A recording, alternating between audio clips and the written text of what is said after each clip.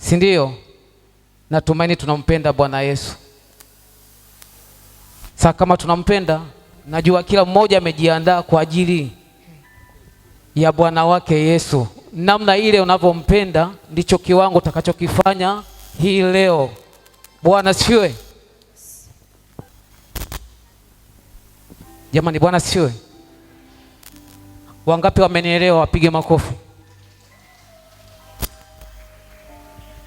Tunampenda Yesu. Natumaini tutafanya kitu kikubwa kwa ajili yake, si ndio? Amen.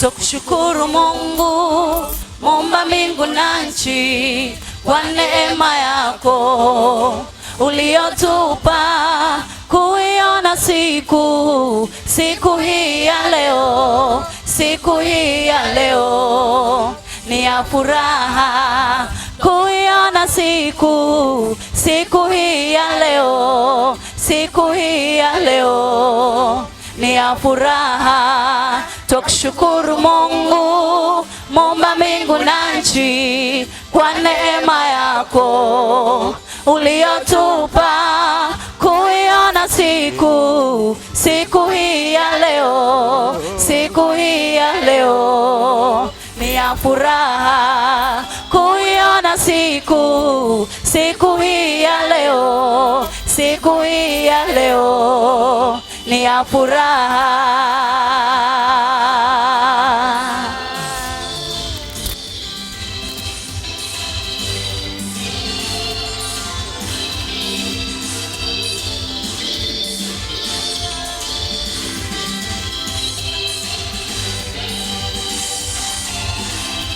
Hatukukupa chochote, hatukukulipa chochote, kwa mkono wako umetupa, ni kwa neema yako tumefika. Bwana pokea sifa zote na mioyo yetu. Hatukukupa chochote, hatukukulipa chochote, kwa mkono wako umetupa, ni kwa neema yako tumefika.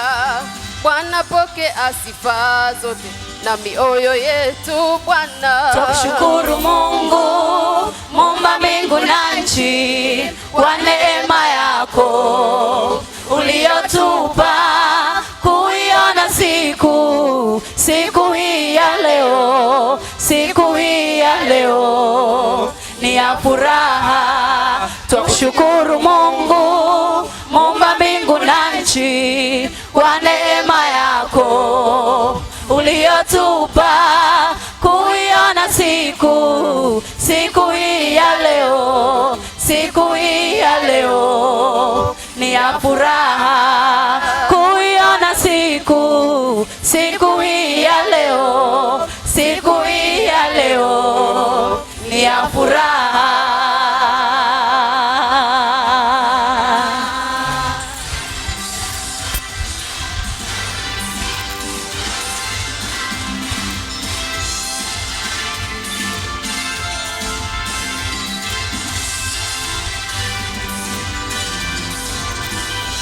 Wapo watu wengi Bwana waliokufa, lakini sisi tungali hai kuiona siku hii ya leo. Siku hii ya leo ni ya furaha kuiona siku hii ya leo.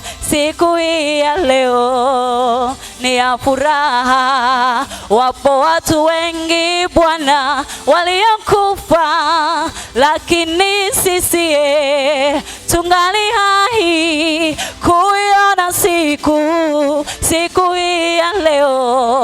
siku hii ya leo ni ya furaha. Kuiona siku hii ya leo, siku hii ya leo ni ya furaha Bwana. Muumba mbingu na nchi, kwa neema yako uliyotupa Bwana, kuiona siku ya leo ni ya furaha. Kuiona siku ya leo ni ya furaha. Tukushukuru Mungu Muumba kwa neema yako uliyotupa Bwana, kuiona siku ya leo ni ya furaha. Kuiona siku ya leo ni ya furaha. Tukushukuru Mungu Muumba kwa neema yako uliyotupa Bwana, kuiona siku ya leo ni ya furaha. Kuiona siku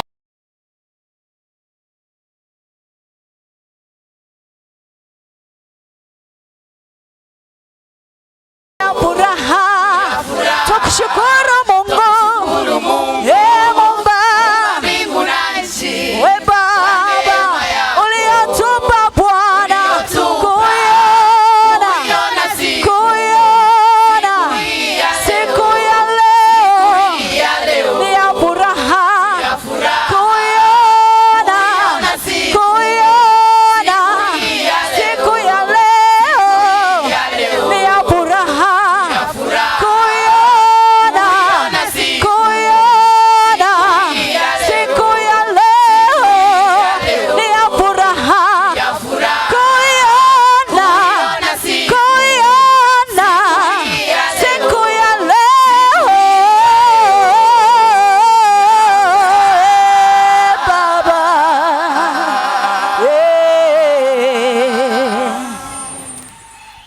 Amen.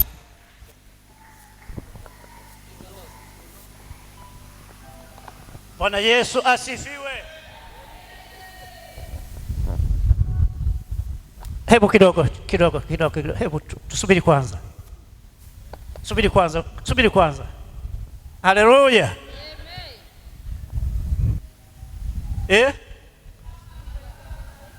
Kupamba? Tuko tayari kupamba madhabahu? Mwenyekiti, hebu sema kidogo. Tunaipambaje?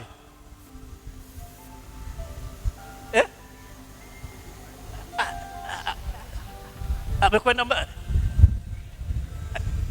Basi hebu ngoja nitasema kidogo kwa kuwa mwenyekiti hayupo.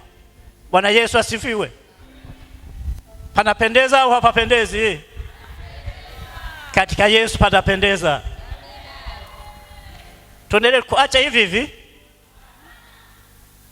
Haleluya. Nafikiri mnaona marekebisho ambayo tunahitaji kuyafanya. Hizi sehemu ambazo zisionekane, si ndivyo? Lakini hata ukuta wetu hapa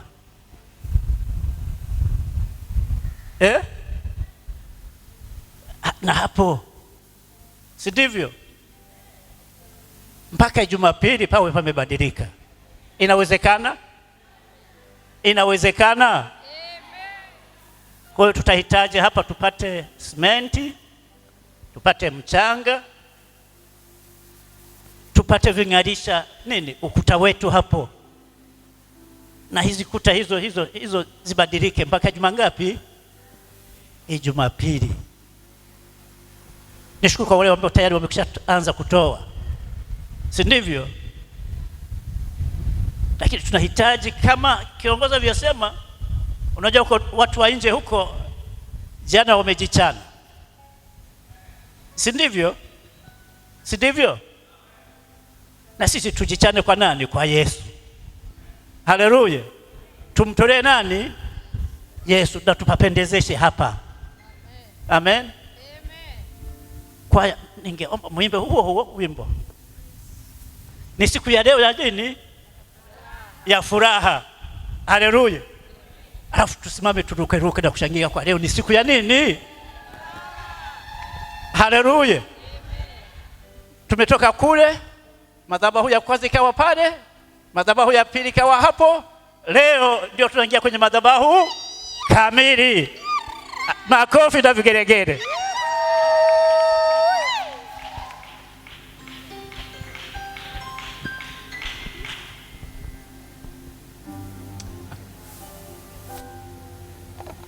Bwana Yesu asifiwe. Jamani, nilisema sadaka 3, kumbe nilikosea. Ni 2. Ile ya ujenzi tunaiboresha ikiwa ni pamoja na kupamba madhabahu. Ni 2. Ndio maana mzee alikuja kueleza, sio 3. Ni 2. Ni 2. Kama ulikuwa umetoa ile ya kawaida ya ujenzi na unayo ile ya wewe njoo uweke. Amen. Natumai tumeelewa. Ujenzi ndio huu unaendelea, ndio kungalisha. Kwa ndio sadaka ile ile. Kwa kama ulitoa kidogo, hebu jaze hiyo ambayo ulikuwa umeacha huko. Amen.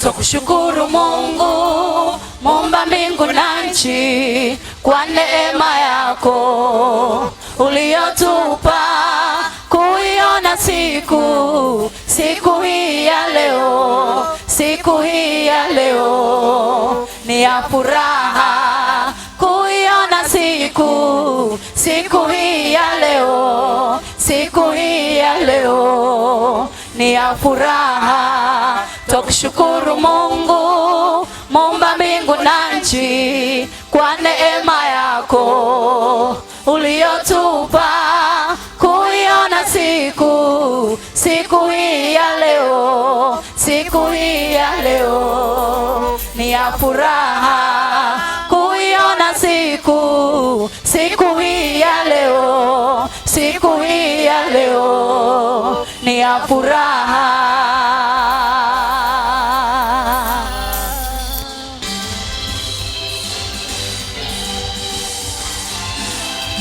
Hatukukupa chochote, hatukukulipa chochote, kwa mkono wako umema yako tumefika.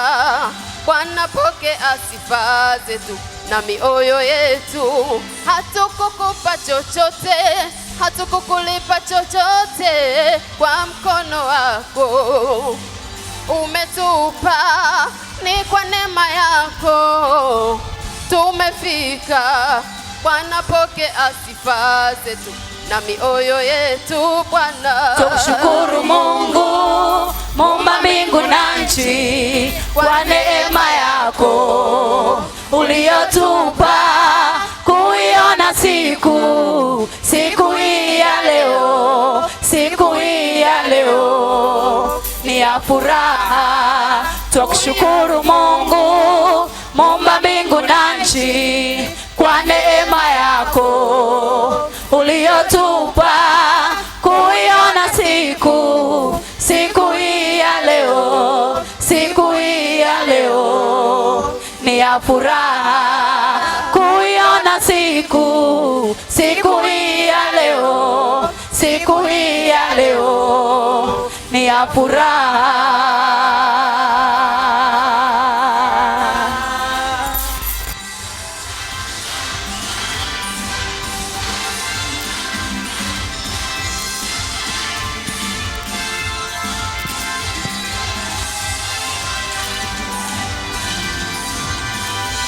Wapo watu wengi Bwana waliokufa, lakini sisi tungali hai kuiona siku hii ya leo. Siku hii ya leo ni ya furaha kuiona siku hii ya leo, siku hii ya leo ni ya furaha. Wapo watu wengi Bwana waliokufa, lakini sisi tungali hai kuiona siku hii ya leo, siku hii ya leo ni ya furaha kuiona siku hii ya leo, siku hii ya leo ni ya furaha Bwana.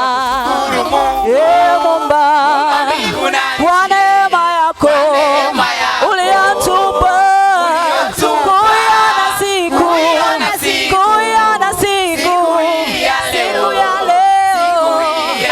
ni ya furaha kuiona siku ya leo ni ya furaha. Tukushukuru Mungu Muumba kwa neema yako uliyotupa kuiona siku ya leo inapendeza kuiona siku ya leo ni ya furaha. Tukushukuru Mungu Muumba kwa neema yako uliyotupa kuiona siku ya leo ni ya furaha kuiona siku ya leo ni ya furaha. Tukushukuru Mungu Muumba kwa neema yako uliyotupa kuiona siku ya leo ni ya furaha kuiona siku ya leo ni ya furaha kuiona siku ya leo ya Baba, kuiona siku ya leo ni ya furaha. Tushangilie, haleluya! Makofi tena na vigelegele. Makofi bado hayatoshi. Haleluya! Kuipamba madhabahu ambao hamjatoa chombo hicho hapo mbele.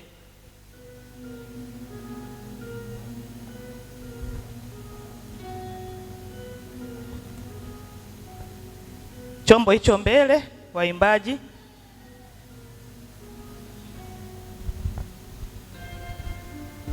Bwana Yesu asifiwe. Wakati wa kukaribisha wageni nilijisahau kwamba mimi ni mgeni. Nilikuwa na Jumapili mbili.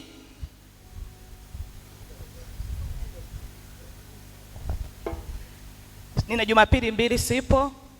Kwa hiyo vile ambapo Jumatatu nipo Kijitonyama, Jumanne mpaka Jumamosi nikajisahau kwamba mimi ni mgeni. Bwana Yesu asifiwe. Jumapili ya tarehe 8 nilikuwa Chamazi, na Jumapili ya tarehe 1 nilikuwa Chamazi, tarehe 8 nilikuwa Gongo la Mboto Darajani. Chamazi wamewasalimia. Bwana Yesu asifiwe. Na wanawapenda, na wanasema wakiniona mimi wamemwona askofu kwa sababu nimetokea makao makuu. Amina. Lakini pia Gongo la Mboto Darajani walitoa andiko Galatia 6 mstari wa 7. Kwa Galatia 6 mstari wa 7. Naomba Manyenye usome andiko hilo. Na wenyewe walisema neno hilo hilo kama ambalo walisema Chamazi, kwamba wakiniona mimi wamemwona askofu kwa sababu natokea makao makuu. Bwana Yesu asifiwe. Na katika safari zote hizo za kihuduma nilikuwa na mume wangu mpenzi. naona na yeye hajasalimia, wote tukasahau, tukajifanya wenyeji. Basi Mungu awabariki kwa maombi ambao mmekuwa mkiomba. Soma kwa kuwa chochote apandacho mtu ndicho atakachovuna. Amen. Hii inaendana na somo ambalo tumekuwa nalo hapa pamoja na hii ambayo tumefanya leo. Bwana Yesu asifiwe sana. Mungu hadhihakiwi. Nimuombe Baba.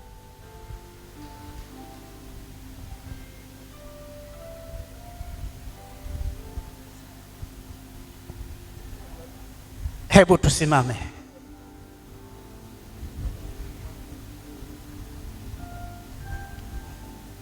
Mungu wetu ni mwema, anatupenda.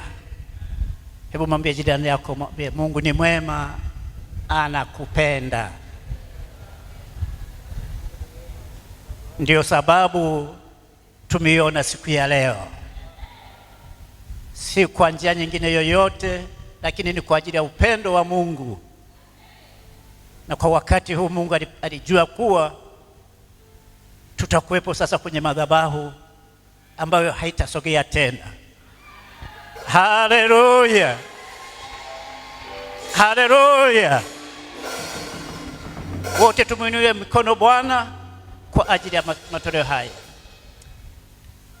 Asante wewe uliye mtakatifu, ni wewe uliyetangulia kumtoa mwanao mpendwa Yesu Kristo, akaaja hapa duniani kwa ajili yetu sisi tulio tumetupotea, tuliokuwa mbali na neema yako, akatuvuta akatuleta kwako. Baba, tazama siku ya leo ni siku maalum ambayo wewe ulijua tutakuwepo hasa kwenye madhabahu hii kwa ajili ya kukutolea Bwana. Tumeleta matoleo yetu ya kwanza juu ya madhabahu hii Bwana, tunayaleta kwako.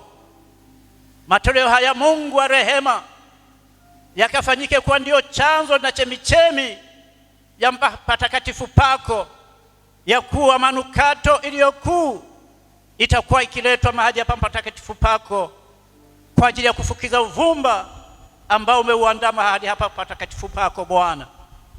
Ninamleta kila mmoja Bwana mikononi mwako, ambaye umempa uhai wa kuweza kuifikia siku ya leo na kuingia mahali hapa Bwana.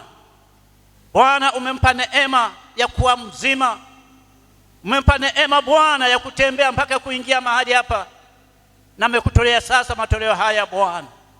Ninaomba ukambariki kila mmoja, bariki afya ya kila mmoja Bwana, bariki familia ya kila mmoja, bariki kazi za kila mmoja, bariki vyanzo vya mapato vya kila mmoja Bwana, ili neema yako Mungu isipungukiwe katika madhabahu pako Bwana.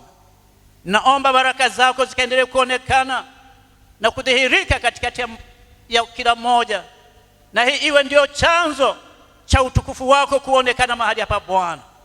Roho wako Mtakatifu akapatamie, na damu yako iliyomwagika pale msalabani ikapafunike, na utukufu wako ukapate kuonekana. Ninakushukuru kwa sababu utakwenda kutenda haya yote, ni katika jina la Yesu Kristo aliye Bwana Mwokozi wetu. Sote tuseme amina. Amen. Amen.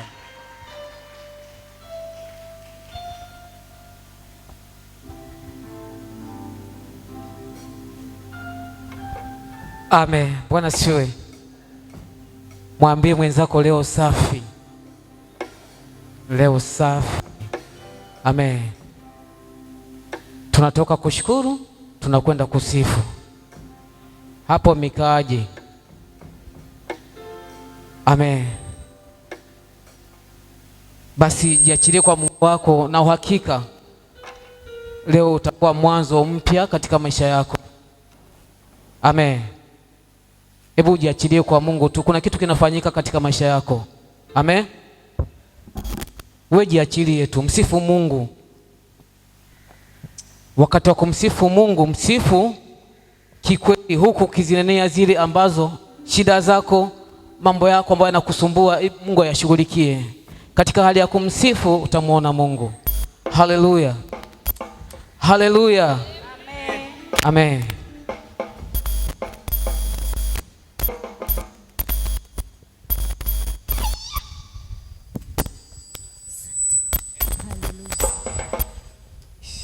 Amen. Haleluya. Bwana asifiwe. Hebu tupungiane mikono namna hii. Dakika tulizonazo za kumtukuza Bwana zisiondoke bure. Amen. Yu hai Jehova, yu hai milele. Mataifa tumsifu Yesu yu hai. Yu hai Jehova, yu hai milele. Mataifa tumsifu Yesu yu hai. Yu hai Jehova, hai Jehova, yu hai milele. mataifa tumsifu Yesu yu hai. yu hai Jehova, Hai milele. mataifa. Haleluya. Yesu yu hai Jehova, yu hai mataifa.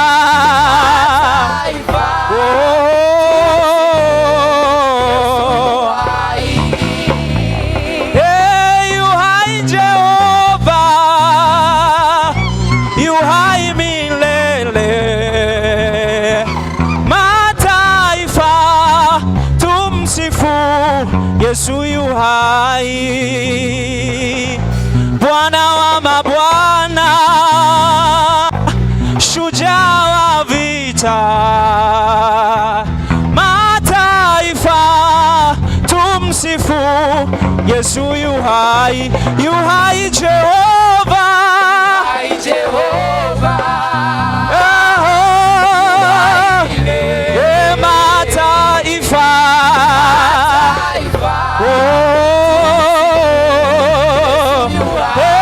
Yu hai Jehova, Bwana mataifa. Yesu yu hai. Bwana, Bwana, Bwana, Bwana, Bwana, Bwana, Bwana, Bwana, ni Bwana Yesu, Bwana, oh Bwana, Bwana, nisikie kelele za shangwe kwa Bwana. Haleluya, vigelegele kwa Yesu.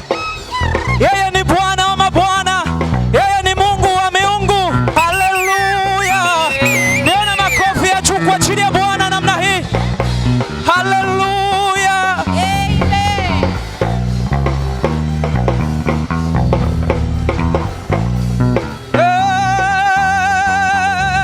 ni Bwana, Bwana, Bwana, sema Bwana, tunakiri Bwana, yeye ni Bwana, oh Bwana oh Bwana, yeye ni Bwana, Bwana, Bwana, oh Bwana. Haleluya, haleluya, haleluya. Katika uwepo huu wa Bwana tunakwenda kumwabudu Mungu wetu. Jina lako Yesu nalipenda sana. Nguvu, lina nguvu, nalipenda sana. Jina lako lina nguvu, lina nguvu, nguvu, lina nguvu, lina nguvu, nalipenda sana. Jina lako lina nguvu, lina jina lako Yesu lina oh lina nguvu, lina nalipenda sana.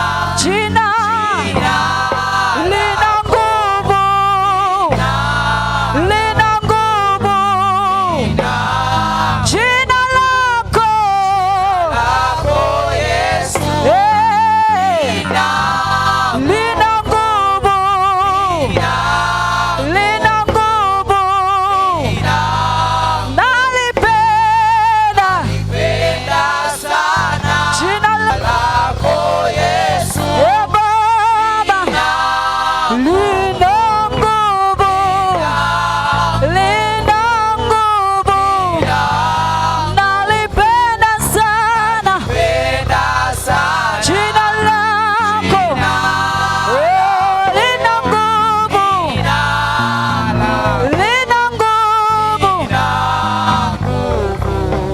jina lako Yesu lina nguvu, lina nguvu, lina nguvu, nalipenda sana jina lako lina nguvu, lina nguvu, jina lako Yesu lina nguvu, lina nguvu, lina nguvu, nalipenda sana jina lako lina nguvu, lina jina lako Yesu Yesu lina nguvu, oh Yesu nalipenda, oh Yesu jina lako Bwana lina nguvu, jina lako Yesu,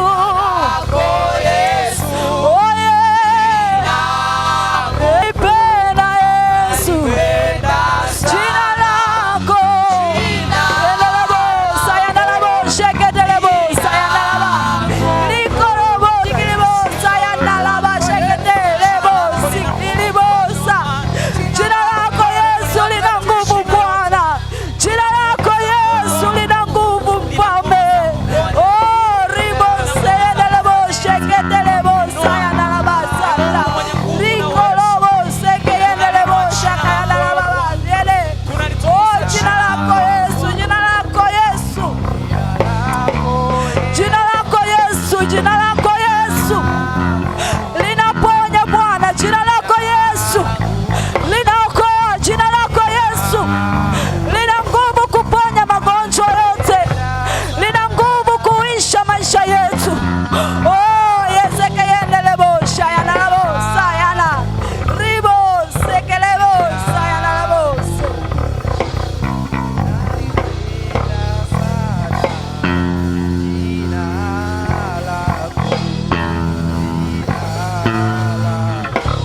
Amen.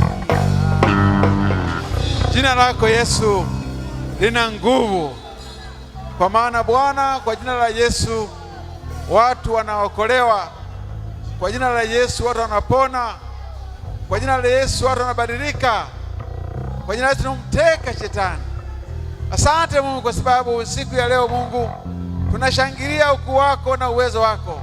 Siku ya leo Bwana tunakutukuza Bwana jinsi unavyotenda makubwa katika maisha yetu. Siku ya leo ni siku njema Mungu ambayo umeitenda kwa ajili yetu. Asante Bwana kwa kuwa ni wewe hili Bwana, katika jina la Yesu ninafukuza kila hila, kila uovu katika eneo hili. Bali neno lako Mungu na ukuu wako ukatawale eneo hili, ukatawale Bwana, ukatandae kila kona katika jina la Yesu. Kila udhaifu ukashindwe sasa, bali Bwana nguvu zako za ajabu. Ninaomba kwamba kila mmoja aliyepo hapa Bwana ukamjalie amani, ushindi, usalama, maana ni Bwana uliye hai. Katika jina la Yesu Bwana ukatamalaki Bwana. Ninaomba kwa ajili ya mtumishi wako Mungu umemweka siku ya leo kwamba nene nasi neno lako Bwana, ukanene mwenyewe ndani yake Bwana, ukatende mwenyewe Bwana, ukaseme nasi Bwana, ukaongee nasi Mungu kwa ajili ya utukufu na nguvu zako, ukanene nasi Bwana kwa ajili ya ukuu wako na uwezo wako. Mungu, jina lako lipende kuinuliwa zaidi na zaidi katika Kristo Yesu Kristo uliye Bwana wetu. Amen. Amen. Tunamshukuru Mungu kwa ajili ya ibada hii inayoendelea. Mungu ahimidiwe katikati yetu. Na sasa ni wakati wa kutulia mbele za Mungu, kusikiliza sasa Mungu ana neno gani kwa ajili yetu. Mungu ana haja na sisi, anataka kuongea na sisi, anataka kusema neno letu kwetu. Basi tuweze kumsikiliza kwa ajili ya utukufu wake. Na mhudumu wa leo ni Askofu Mchungaji Methsera. Karibu na Mungu akubariki.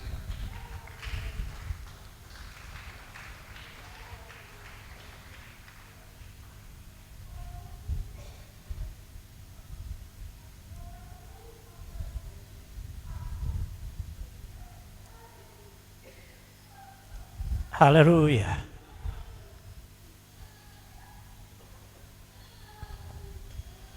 Haleluya kanisa.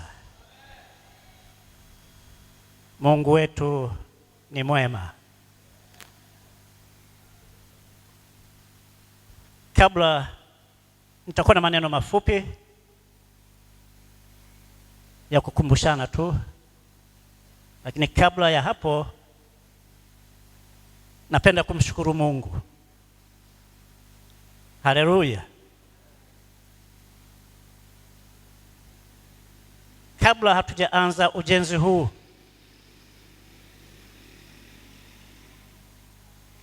tulikuwa watu wachache, nafikiri Hosea nakumbuka, tusimama hapo katikati. Unakumbuka? Tusimama hapo katikati, tukashikana mikono, tukamwambia Bwana, mahali hapa tumekusudia kuweka hekalu lako. Hatuna fedha, lakini wewe unazo. Tunaamini ya kuwa kazi hiyo itakwenda na itakamilika. Haleluya. Miaka 10. Leo naposema kuwa ujenzi huu sasa tunaelekea, tumemaliza miaka 10 tunajenga huu ujenzi. Ilifikia mahali ambapo nikasema kuwa yawezekana si mpango wa Mungu, lakini Mungu akasema kuwa ni mpango wangu. Si mpango wako, si mpango wa mwanadamu. Jengo litasimama na watu wataabudu hapa.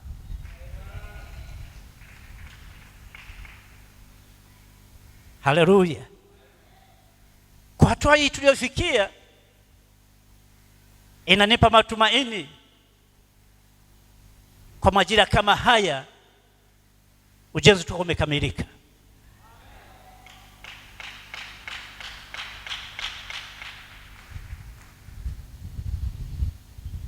Watu wa Mungu, tusikate tamaa wala usijidharau. Bwana amekuweka mahali hapa kwa makusudi maalum, kwa mpango maalum. Kama hujitambui, jitambue hivyo.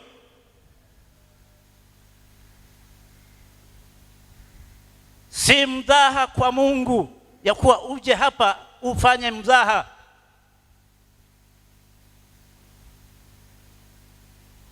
Au kufanya kama show.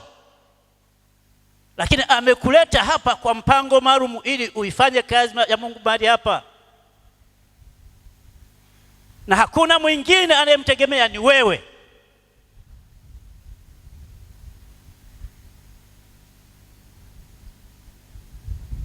Amen. Amen. Haleluya. Ibada ya leo kama tulivyosema kuwa ni ibada maalum ya kuweza kusimika madhabahu sasa mahali hapa.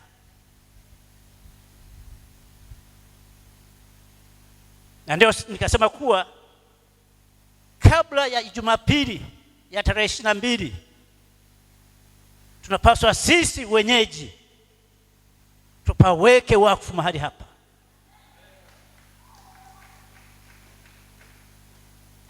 Haleluya. Kwa hiyo leo ni siku maalum, ni siku ya pekee. Sijui niseme nini, lakini Bwana anajua.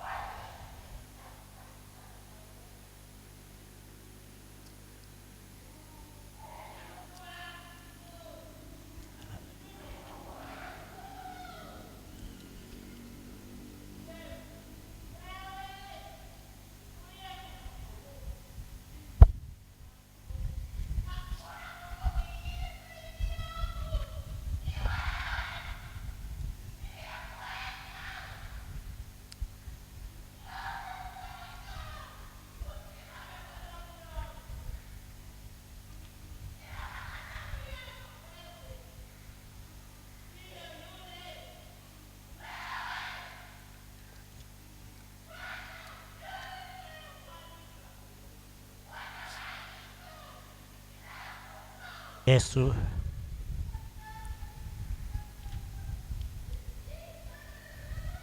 ni wewe Mungu unayetupenda.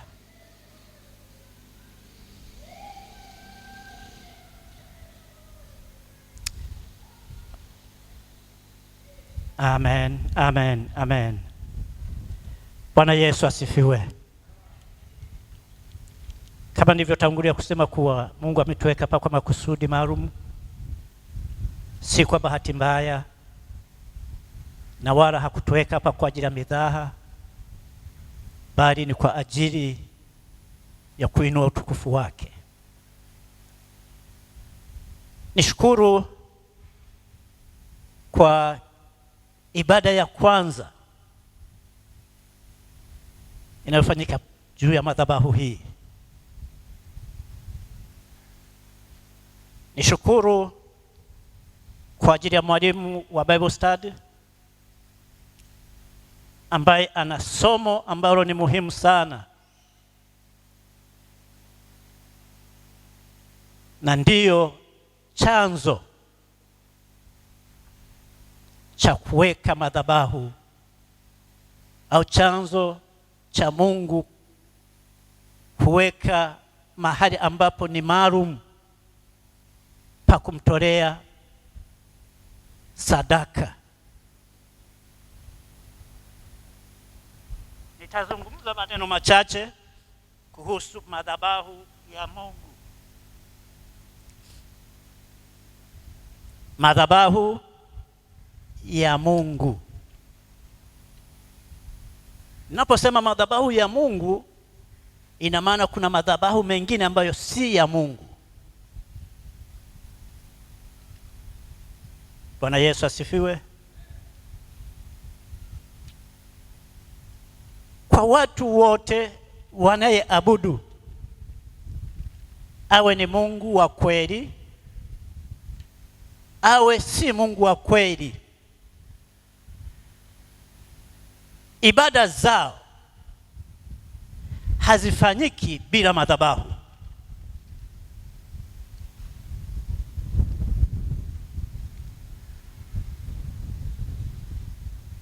Asili ya kumwabudu Mungu, awe ni wa kweli au asiwe wa kweli, ibada hizo lazima ziwe na madhabahu.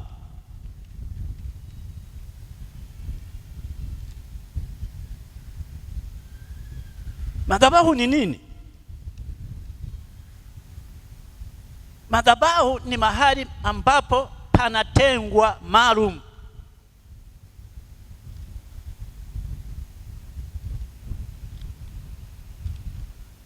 kwanza kumtolea Mungu wao sadaka.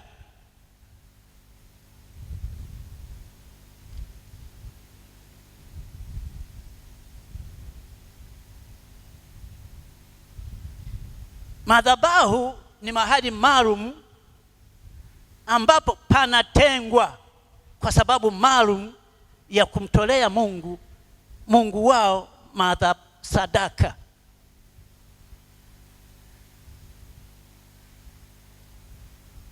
Lakini madhabahu ni mahali ambapo Mungu anayetolewa madhabahu, anayetolewa sadaka hizo, akutane na watu wake.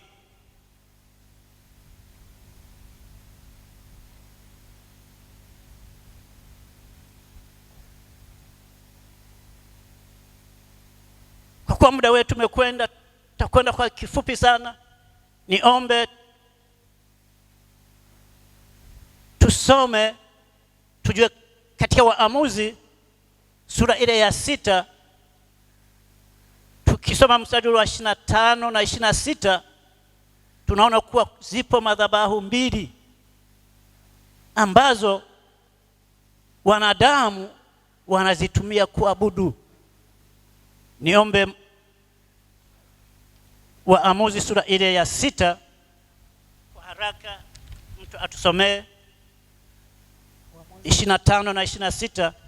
Ni habari za 25 na 26. Biblia inasema, ikawa usiku huo huo Bwana akamwambia, mtoae ng'ombe wa baba yako, yaani ng'ombe wa pili wa miaka 7, ukaiangushe madhabahu ya Baali alionayo baba yako, ukaikate Ashera ile iliyo karibu nayo, ukamjengee Bwana Mungu wako madhabahu juu ya ngome hii kwa taratibu zake, ukamtwae yule ng'ombe wa pili na kumtoa awe sadaka ya kuteketezwa kwa kuni za ile Ashera ulioikata.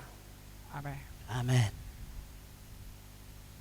Ukiendelea pale mbele utakuta hii Ashera ilikuwa ni sanamu ambayo watu wanaabudia pale, na wakawa wanamtolea Mungu wao. Gideon anaambiwa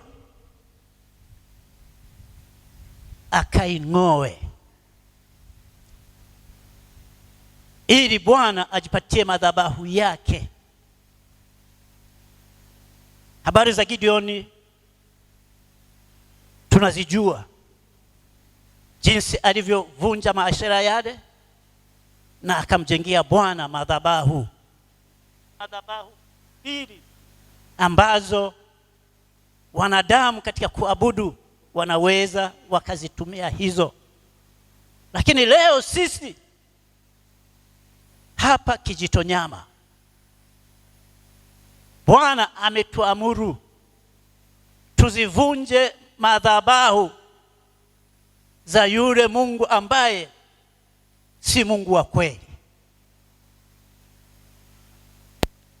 Leo tunasimika madhabahu ambayo itavunja Ashera ambazo si za Mungu. Tunapanda madhabahu ya Mungu ili tumtolee dhabihu zilizo hai, zinazompendeza Mungu, zinazomuinua Mungu. Tunapanda madhabahu hii mbele za Mungu wetu ili pawe ni mahala ambapo tutakutana na Mungu wetu, mahali ambapo tutaleta sadaka zenye harufu ya kumpendeza Mungu. Mwanzo sura ile ya 8,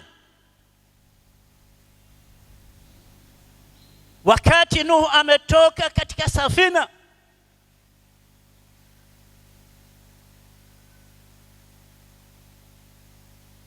akakusudia akasema kuwa si kwa bahati, si kwa uweza wangu, akasema si kwa nguvu zangu, lakini yupo aliyeniwezesha nikawa salama, nikaokoka.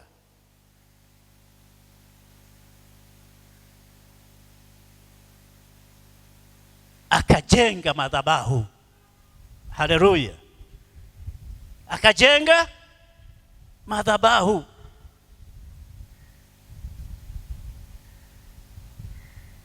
Na ile madhabahu akatoa matoleo, na yale matoleo yakasababisha Mungu ashuke na kubadilisha kusudi lake, akasema kuwa sitaangamiza tena mwanadamu kwa maji. Haleluya! Kwa hiyo unaposema kuwa madhabahu ya Mungu ni mahali pa kumtolea Mungu sadaka,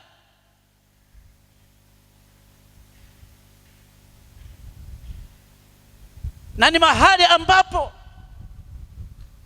mwanadamu anahitaji amuone Mungu huyo aliyemtolea sadaka anafanya jambo. Hebu soma kwa haraka Mwanzo sura ile ya 28. Mwanzo sura 28. Hebu soma mistari ile kuanzia mstari wa 10 mpaka 22 kwa haraka. Wa 10 mpaka 22. Biblia inasema Yakobo akatoka Beersheba kwenda Harani. Akafika mahali fulani akakaa huko usiku kucha, maana jua lilikuwa limekuchwa. Akatoa jiwe moja la mahali pale, akaliweka chini ya kichwa chake, akalala usingizi pale pale. Akaota ndoto, na tazama, ngazi imesimamishwa juu ya nchi, na ncha yake yafika mbinguni. Tena tazama, malaika wa Mungu anapanda na kushuka juu yake. Na tazama, Bwana amesimama juu yake, akasema, mimi ni Bwana Mungu wa Ibrahimu baba yako na Mungu wa Isaka. Nchi hii uilalayo nitakupa wewe na uzao wako, na uzao wako utakuwa kama mavumbi ya nchi, nawe utaenea upande wa magharibi na mashariki na kaskazini na kusini. Na katika wewe na katika uzao wako jamaa zote za dunia watabarikiwa. Na tazama, mimi nipo pamoja nawe, nitakulinda kila uendako, nami nitakuleta tena mpaka nchi hii, kwa maana sitakuacha hata nitakapokufanyia hayo niliyokuambia. Yakobo akaamka katika usingizi wake, akasema, kweli Bwana yuko mahali hapa, wala mimi sikujua. Naye akaogopa, akasema, mahali hapa panatisha kama nini! Bila shaka hapa ni nyumba ya Mungu, napo ndipo lango la mbinguni. Yakobo akaondoka asubuhi na mapema, akalitwaa lile jiwe aliloliweka chini ya kichwa chake, akalisimamisha kama nguzo, na kumimina mafuta juu yake. Akaita jina la mahali pale Betheli, lakini jina la mji ule hapo kwanza uliitwa Luzu. Yakobo akaweka nadhiri akisema, Mungu akiwa pamoja nami, akinilinda katika njia niendeayo, na kunipa chakula nile na nguo nivae, nami nikirudi kwa amani nyumbani kwa baba yangu, ndipo Bwana atakuwa Mungu wangu, na jiwe hili nililosimamisha kama nguzo litakuwa nyumba ya Mungu, na katika kila utakalonipa hakika nitakutolea wewe sehemu ya 10. Amen. Amen. Haleluya. Habari hizi ni za kutuonyesha na kuthibitisha kuwa mahali pale ambapo Mungu ameandaa Yakobo katika safari, alikuwa ametumwa na wazazi wake aende kuchukua mke katika ukoo wa mama yake. Safari ile ikawa ni ndefu, akafika mahali akalala usingizi. Tunaona kuwa kumbe mahali pale ni mahali penye ni Mungu wa kweli. Nimekuona, nimeona uwepo wako, na ninausimika jiwe hili, ukinifanikisha nitajenga madhabahu yako. Haleluya. Na itakuwa mahali pa kukutolea dhabihu. Na leo, mchana wa leo, tunatangaza ya kuwa mahali hapa tulipo ndipo tutakapouona mkono wa Bwana. Ndipo tutaona malaika wa Bwana akishuka na kuteremka, akishughulika na haja yetu, akishughulika na maisha yako, akishughulika na kundi la watu wake. Na hata atakayeingia mahali hapa hata kosa kumwona mkono wa Bwana mahali hapa. Na atakayeingia mahali hapa atajua hakika nimeingia mahali ambapo ni sahihi, kwa kuwa Bwana yuko mahali hapa. Haleluya. Madhabahu ni mahali pa kumtolea Bwana dhabihu. Madhabahu ni mahali pa kukutana na Mungu wako. Utakapoleta haja ya moyo wako, haja ya maisha yako, madhabahu ni pa Bwana, hutarudi kama ulivyokuja. Hutarudi ulivyokuja. Bwana lazima akutendee jambo jipya, kwa sababu utakumekuja mahali palipo na madhabahu iliyo hai, madhabahu inayojibu, madhabahu inayopokea dhabihu zilizo safi, zilizo nono, zinazompendeza Mungu, kama Nuhu alivyomtolea dhabihu Mungu wakati alipokuwa ametoka katika safina. Mungu akabadilisha. Hebu soma Mwanzo sura ile ya 8. Mwanzo sura ile ya 8.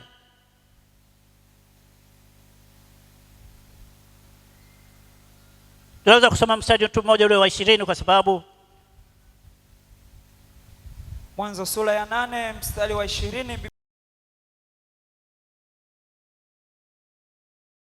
Akamjengea Bwana madhabahu, akatoa katika kila mnyama aliye safi na katika kila ndege aliye safi, akavitoa sadaka za kuteketezwa juu ya madhabahu. Amen. Endelea kidogo pale ili tupate utamu zaidi. Bwana akasikia harufu ya kumridhisha. Bwana akasema moyoni, sitailaani nchi tena baada ya hayo kwa sababu ya wanadamu, maana mawazo ya moyo wa mwanadamu ni mabaya tangu ujana wake, wala sitapiga tena baada ya hayo kila kilicho hai kama nilivyofanya. Amen. Amen. Haleluya. Pazuri. Unasikiaje hiyo habari? Unasikiaje hiyo habari? Hiyo habari ilikuwa kwa Nuhu tu peke yake. Leo Sema leo. Leo tumemjengea Bwana madhabahu na tumemtolea dhabihu iliyo hai, na amesikia harufu yake kuwa ni harufu njema. Haleluya! Makofi na vigeregere kwa Bwana. Nuhu baada ya kutoka akaona ni vyema mjengee Bwana madhabahu. Haleluya! Akamtolea sadaka juu ya madhabahu ile.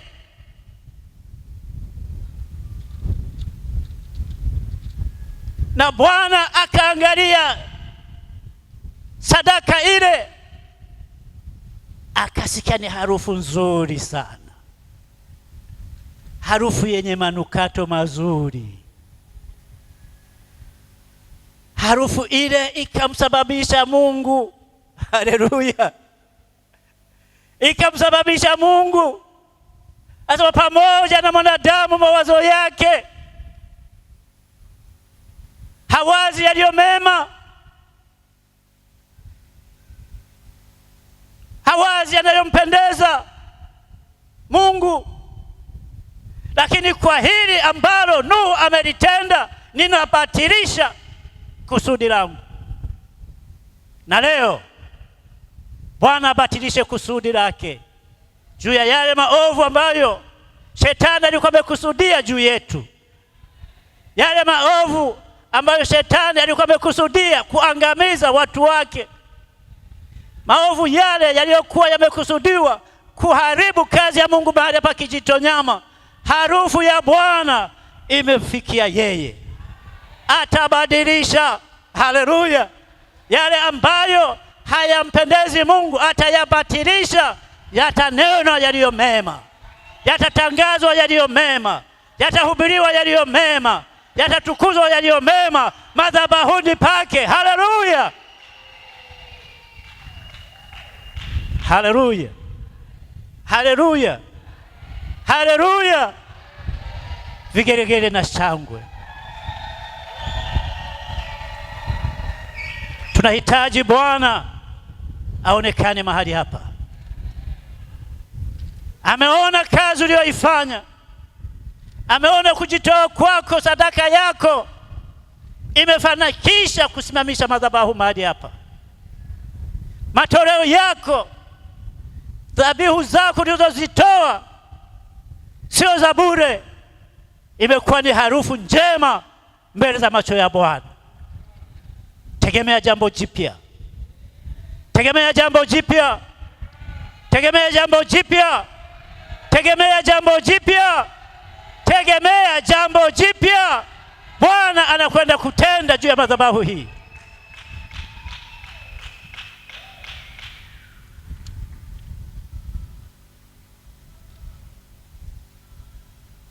Niseme hivi kwa kuwa muda wetu si rafiki, niseme hivi: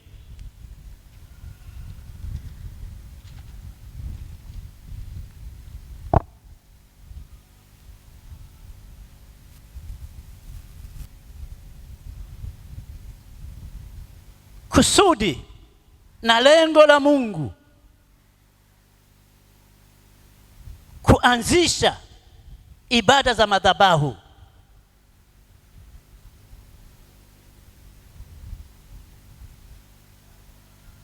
madhabahu ndicho chanzo cha Mungu na mwanadamu kujiambatanisha pamoja. Nirudie tena. Chanzo cha madhabahu ni chanzo ambacho cha cha Mungu kuunganishwa na mwanadamu madhabahuni.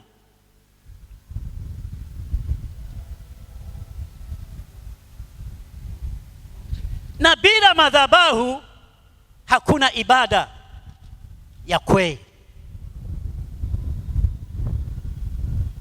bila madhabahu ya Mungu,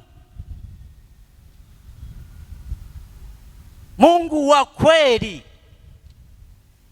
madhabahu ya Mungu wa kweli,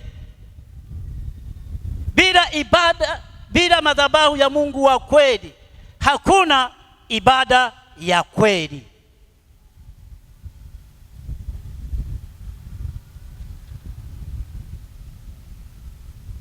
Lakini jambo la pili, madhabahu ni hitaji la Mungu kuweka mahali ambapo watu wake wamtolee sadaka za kweli.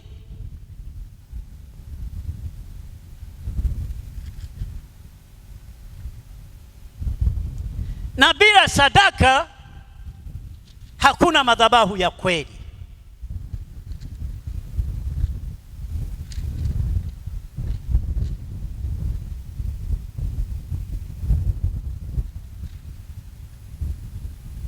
Jambo la tatu, madhabahu ndiyo inayoamua au inayoonyesha hatima ya maisha ya mwanadamu. Madhabahu ndiyo njia ya kuonyesha hatima ya mwanadamu. Madhabahu unapoabudia na kutoa sadaka zako, ndipo panapoonyesha hatima ya maisha yako. Je, ni madhabahu ya Mungu aliye wa kweli au ni madhabahu ya Mungu ambaye si wa kweli?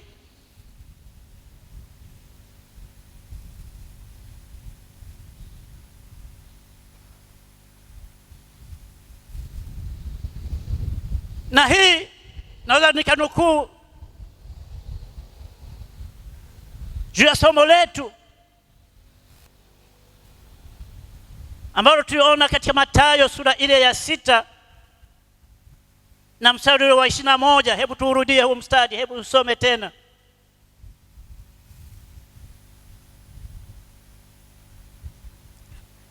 Fanya haraka tu. Mathayo sura ya 6 mstari wa 21. Biblia inasema, hazina kama alivyosema ni lile fungu unalobaki nalo mfukoni baada ya kutoa sehemu yako ya 10.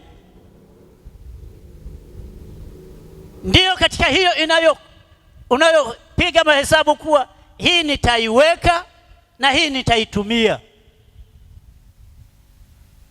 Sasa hapo unapoweka hazina yako, ndiyo panapokuamria hatima ya maisha yako.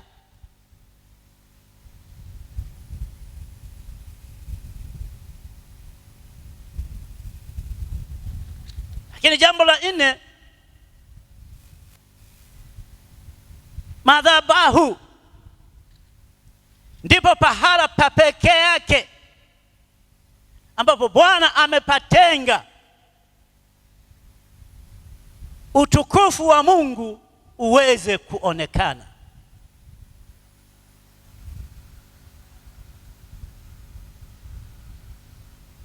Madhabahu isiyodhihirisha utukufu wa Mungu si madhabahu iliyo ya kweli. Madhabahu isiyoweza kutoa mafunuo ya Roho Mtakatifu si madhabahu iliyo ya kweli. Kwa sisi Kijitonyama tunahitaji kuwa na madhabahu iliyo ya kweli, inayoshusha nguvu za Roho Mtakatifu. Madhabahu ambayo malaika wa Bwana wanashuka na kupanda wakisifu na kuona utukufu wa madhabahu ya Kijitonyama.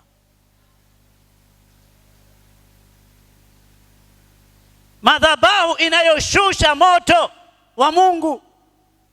Hebu soma Wafalme wa kwanza sura ya 18 mstari wa 38. Wafalme wa kwanza sura ya 18 mstari wa 38, Biblia inasema, teketeza sadaka ya kuteketezwa na kuni na mawe na mavumbi, ukayalamba yale maji yaliyokuwamo katika mfereji. Amen. Bwana Yesu asifiwe. Habari hizo tunazielewa. Wakati wa vita, Elia na wale manabii wa Mabaali, manabii ambaye sasa kama siwezi tushindane, ni nani Mungu aliye wa kweli aonekane? Mungu wa Elia ni nani na Mungu wa Mabaali ni nani? Haleluya, haleluya, haleluya. Elia akasema kuwa jengeni madhabahu yenu, chukweni ng'ombe mtakawachagua, mumuite Mungu wenu. Huyo Mungu atakayejibu kwa moto ndiye atakuwa Mungu wa kweli. Haleluya. Tunaelewa habari zao. Tokea asubuhi wanamuita Mungu wao Baali, lakini huyo Mungu wenu amelala, kamwamsheni. Yawezekana wasiki amelala usingizi, kamtingiseni aamke. Elia alipoona wameshindwa, akamwambia kaeni pembeni. Haleluya. Ambaye kaeni pembeni,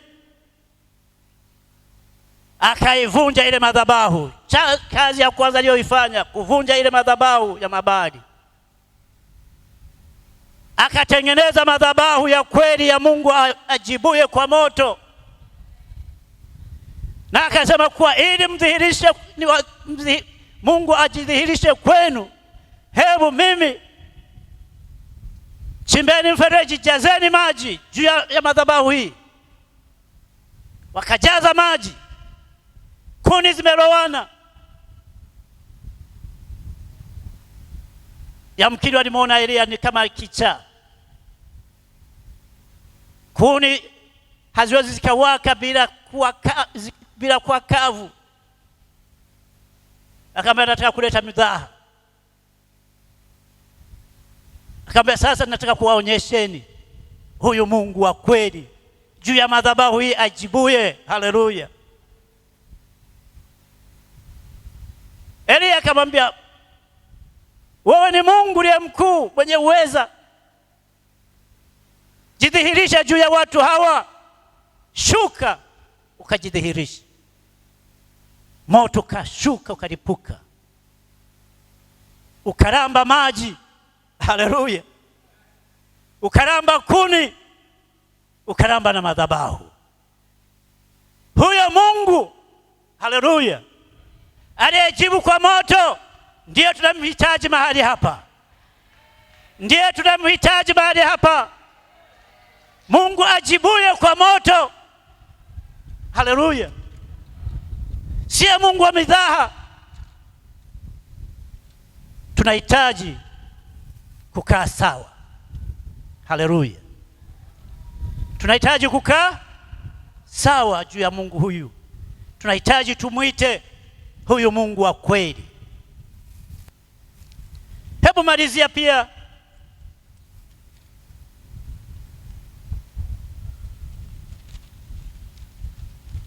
katika Injili ya Yohana sura ya 5. Soma mstari ule wa kwanza mpaka ule wa 9.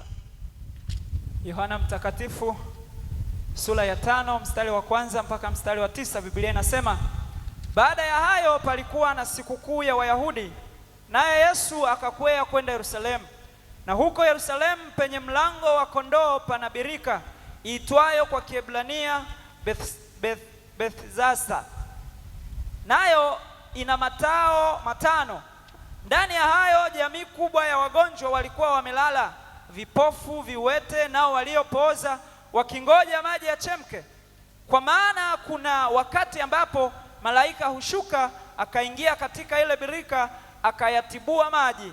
Basi yeye aliyeingia wa kwanza baada ya maji kutibuliwa akapona ugonjwa wote uliokuwa umempata. Na hapa palikuwa na mtu ambaye amekuwa hawezi muda wa miaka 38. Yesu alipomwona huyu amelala, naye akijua ya kuwa amekuwa hali hiyo siku nyingi, alimwambia, wataka kuwa mzima? Yule mgonjwa akamjibu, Bwana, mimi sina mtu wa kunitia birikani maji yanapotibuliwa, ila wakati ninapokuja mimi, mtu mwingine hushuka mbele yangu. Yesu akamwambia, simama, jitwike godoro lako uende. Mara yule mtu akawa mzima, akajitwika godoro lake akaenda. Nayo ilikuwa ni Sabato siku hiyo. Amen. Amen. Ambapo malaika wa Bwana alikuwa akishuka na kutibua penye chemichemi ya maji, ili yule anayekuwa wa kwanza kuingia mahali pale anatoka akiwa ni mzima.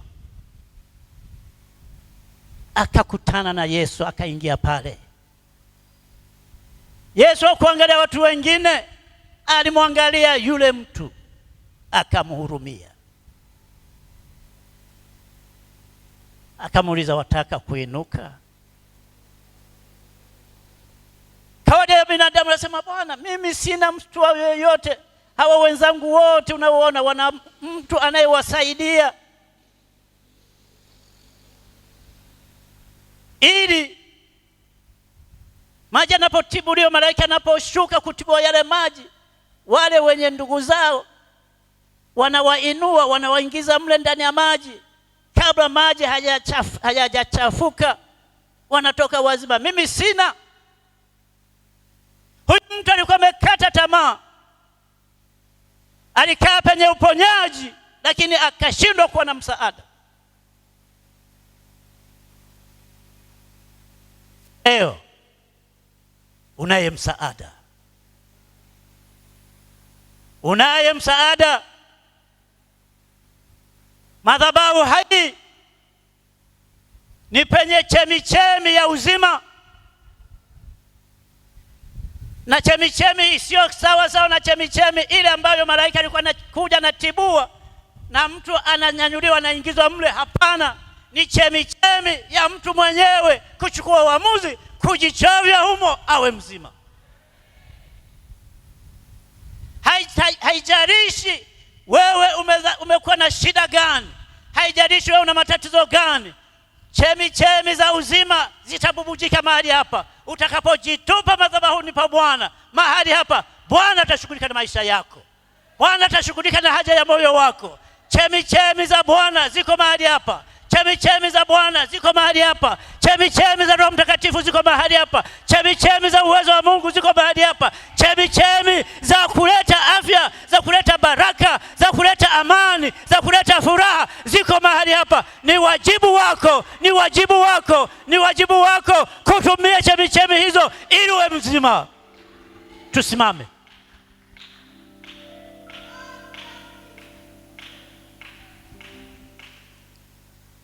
Dakika hizi chache,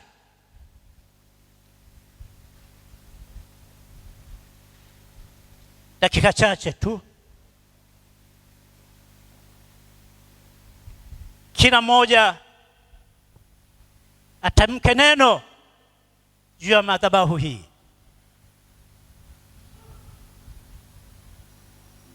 Haleluya. Asiwepo hata mmoja ambaye hata nena jambo lolote juu ya madhabahu hii.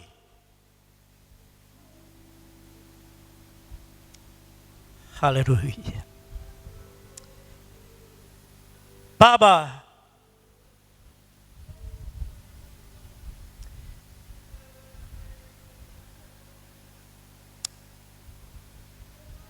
wewe uliye mtakatifu,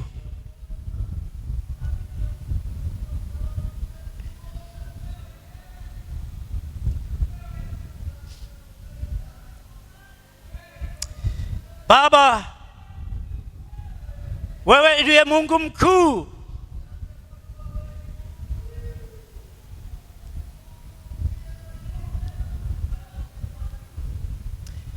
Baba, wewe mwenye uweza.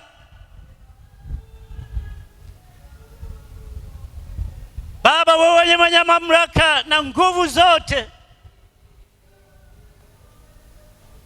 sema na madhabahu hii Bwana, sema na madhabahu hii Bwana, sema na madhabahu hii Bwana, sema na madhabahu hii Bwana,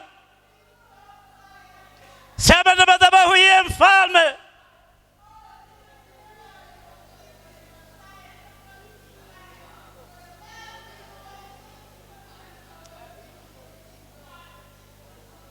Moto wako ulao, moto wako ulambao, madhabahu hii iwe ni moto ulao.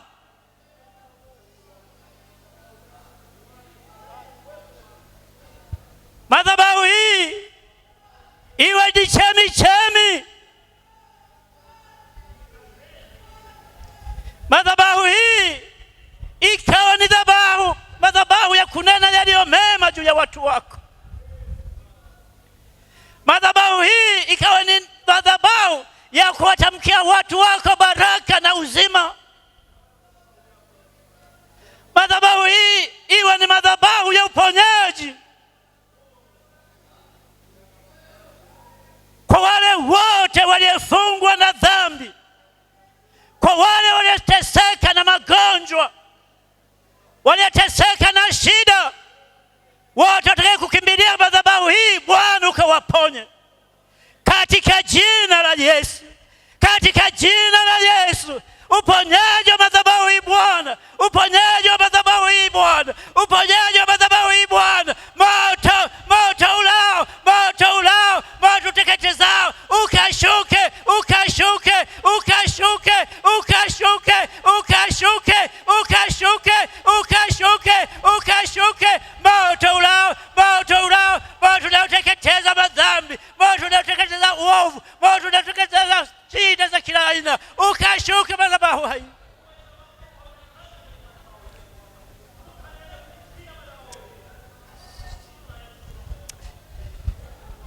Oh, yes.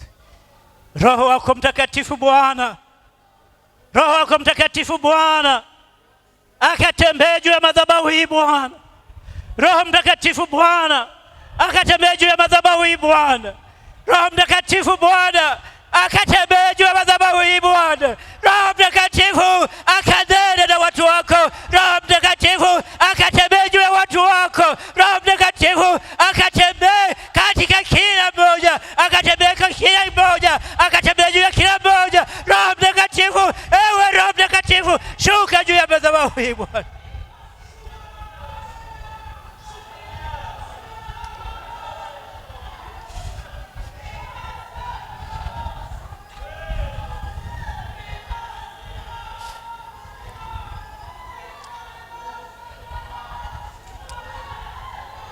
Tunajiambatanisha na madhabahu hii Bwana, tunajiambatanisha na madhabahu hii Bwana, tunajiambatanisha na madhabahu hii Bwana, tunajiambatanisha na madhabahu hii Bwana, tunajiambatanisha na madhabahu hii Bwana. Ni madhabahu yako, tunajiambatanisha juu ya madhabahu hii, tunajiambatanisha juu ya madhabahu hii, tunajiambatanisha juu ya madhabahu hii katika jina la Yesu.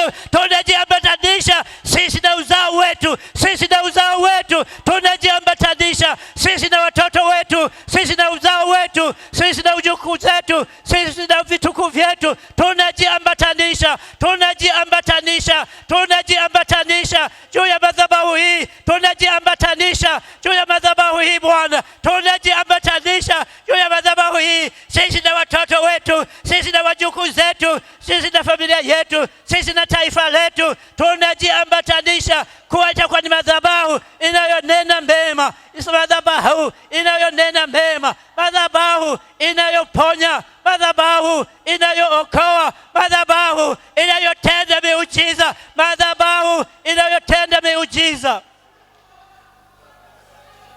Ndiyo Bwana, ndiyo Bwana, ndiyo Bwana, ndiyo Bwana, ndiyo Bwana, ndiyo Bwana, ndiyo Bwana, Ndio Bwana, umesikia.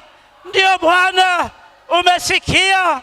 Ndio Bwana, umesikia. Ndio Bwana, umesikia. Ndio Bwana, umesikia. Ndio Bwana, umesikia.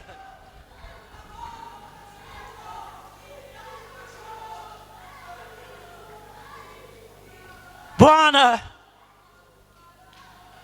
yeyote atakaye kukimbilia katika madhabahu hii Bwana, hata kama wamekukosa Bwana, samehe Bwana.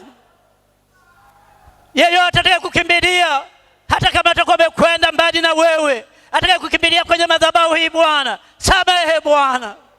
Leta samaha wako juu ya watu wako Bwana.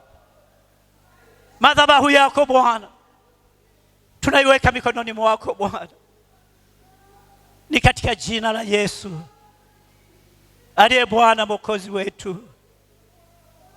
Sote tuseme amen. Amen. Amen.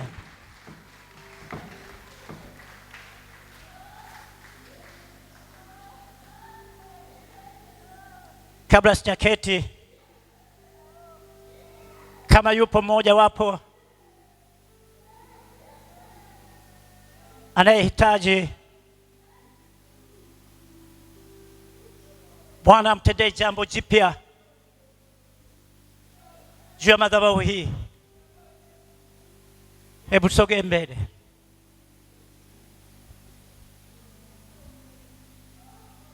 Wewe unaitaka Bwana akutendee jambo juu ya madhabahu hii Bwana,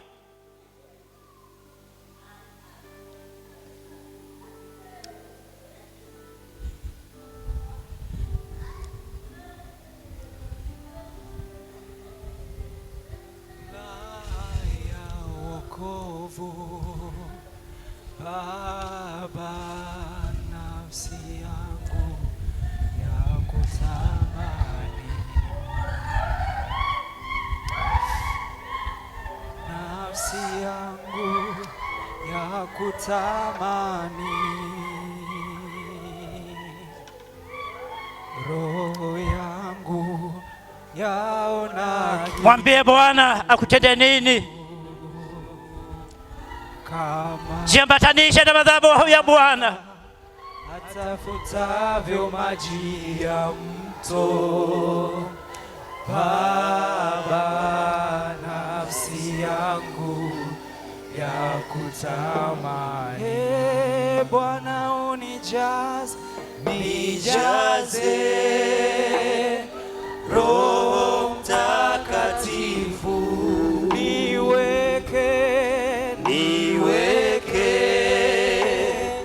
karibu nawe. Jiambatanishe na madhabahu hii. Usinyamaze, mwambie Bwana. Furaha ya wokovu, mwambie Bwana.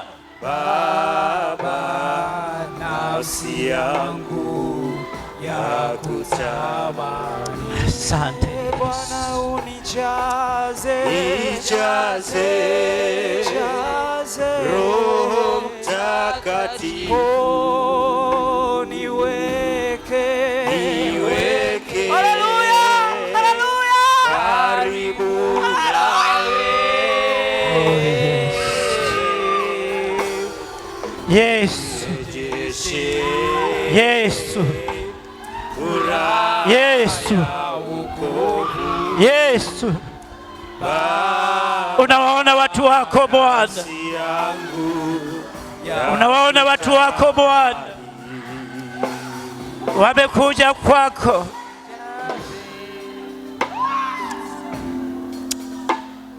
Watu wako wamekuja kwako Bwana, sema nao Bwana, kutana na haja ya mioyo yao.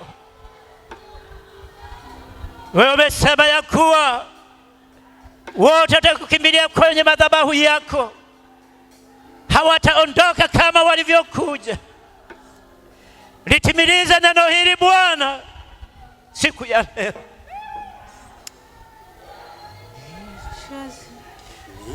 Kila aliyefika mahali hapa Bwana, unajua haja ya moyo wake. Chemichemi za uzima katika jina la Yesu, wazamishe watu hawa waonekanie Bwana moto ulao, ukawatakase, ukawatakataze. Teketeza madhaifu ya kila aina, teketeza kila shida, teketeza Bwana katika jina la Yesu.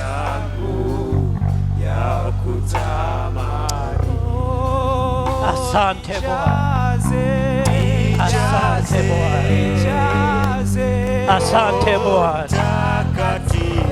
asante Bwana, asante Bwana, asante Bwana, asante Bwana, asante Bwana, asante Bwana. Mungu Baba wa Bwana wetu Yesu Kristo, watu hawa wamekuja kujipatanisha na madhabahu yako. Unajua haja ya mioyo yao, unakiona kilio chao, unayaona mateso yao, unaona shauku yao Bwana. Tenda jambo jipya juu yao katika jina la Yesu wa Nazareti. Kila mmoja akakutane na haja ya moyo wake. Asante kwa ajili ya kundi lako hili Bwana. Nami nimekutana na haja ya moyo wao. Wamekueleza Bwana, wamekukimbilia wewe, na wameona kuwa wanahitaji msaada kutoka kwako. Nami Bwana natamka uzima juu yao, natamka baraka juu yao, natamka neema juu yao, natamka mafanikio juu yao, iwe katika mafanikio ya ndoa, ikiwa mafanikio ya watoto, ikiwa ni mafanikio ya kazi, juu ya kila mmoja na haja yake Bwana, ukatende jambo jipya. Ni katika jina la Yesu aliye Bwana Mwokozi wetu, sote tuseme amina. Amen. Mungu akubariki na uwe tayari kutoa ushuhuda juu ya jambo la Bwana atakalokutendea juu ya madhabahu hii. Twende na amani ya Bwana. Amen. Furaha ya wokovu Baba, nafsi yangu ya kutamani, nafsi yangu ya kutamani, roho yangu yaona kiu kishe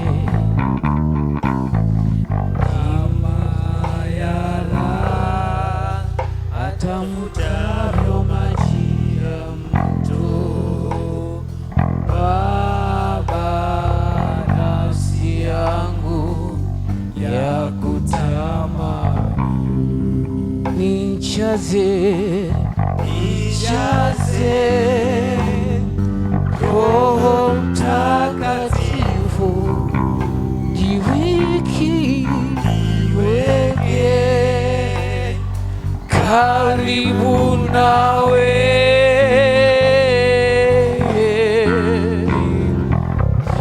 nirejeshe furaha ya wokovu Baba, nafsi yangu ya kutamani, nafsi yangu ya kutamani, unijaze